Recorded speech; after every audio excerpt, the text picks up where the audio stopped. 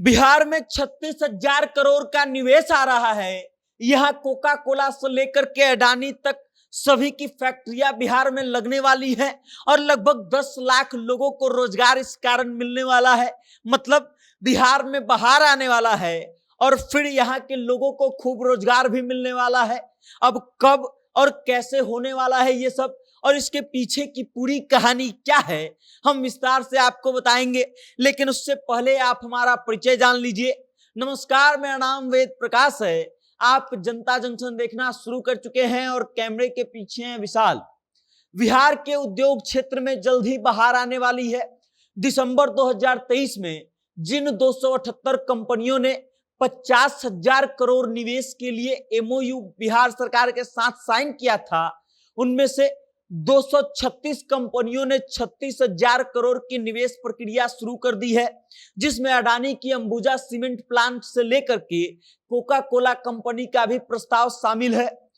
इनमें से कई उद्योगों के लिए जमीन की उपलब्धता सुनिश्चित करा दी गई है और इसकी जानकारी सोमवार को उद्योग मंत्री नीतीश मिश्रा ने सूचना भवन में प्रेस कॉन्फ्रेंस आयोजित करके दी। उद्योग मंत्री नीतीश मिश्रा ने बताया कि अरवल, जमुई, कैमूर, सारण, शिवहर, शेखपुरा और बांका में भी बियाडा की जमीन नहीं है। यहां भी जमीन की उपलब्धता सुनिश्चित कराने के लिए प्रयास किए जा रहे हैं। और फिर उन्होंने बताया कि बिहार पूर्वी भारत का ग्रोथ इंजन बनने की राह पर है। बिहार में कंप्रेस्ड बायोगैस की यूनिट स्थापित की जाएगी।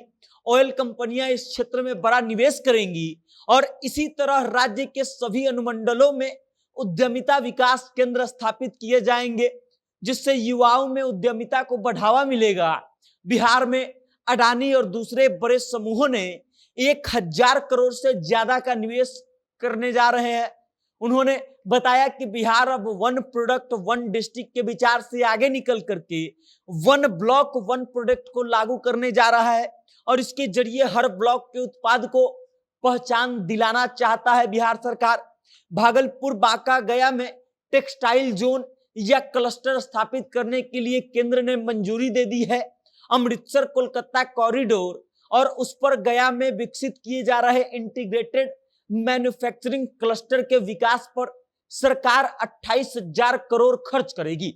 इससे प्रत्यक्ष और अप्रत्यक्ष तौर पर लगभग 10 लाख से अधिक लोगों को रोजगार मिलेगा और बहुत जल्दी जो है वो डायपोर्ट भी स्थापित होगा। साथ ही राज्य में एक ऐसा ऑनलाइन सिस्टम विकसित किया जाएगा जिसमें उद्यमियों की मांग और उनकी समस्याओं का समाधान किया जा सकेगा। और उसके बाद ये उम्मीद बहुत बढ़ जाएगी कि बिहार में बाहर से कई कंपनियां आकर के निवेश करेंगी और फिर यहाँ के लोगों की जीवन शैली में बहुत सुधार आएगा। बिहार के लोगों को रोजगार के लिए बाहर नहीं जाना पड़ेगा और बिहार के लोग बिहार में ही रह करके अपनी आजीविका चलाने के लिए कमाने लगेंगे। अब उद्योग लगेगा तो एक एक करके बहुत सारे फायदे होंगे।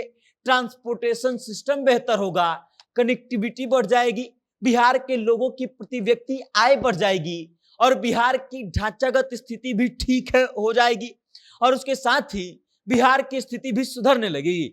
अब आप इस खबर को लेकर के क्या सोचते हैं और आपको क्या लगता है कि बिहार सरकार के उद्योग विभाग की तरफ से जिस तरीके से दावा किया जा रहा है और जिस तरीके से बड़े बड़े कंपनियों को बुलाया जा रहा है, बिहार में बड़ी बड़ी कंपनियां बड़े बड़े निवेश कर रहे हैं, इससे बिहार को कितना फायदा होगा, बिहार के बाहर जाकर के काम करने वाले लोगों को कितना फायदा होगा और बिहार की स्थिति में इससे कितना बदलाव आएगा, अपनी राय कमेंट करके हम तक भेज दीजिएगा और देखते रहिएगा जनता जंक्शन। बहुत बहुत धन्यवाद।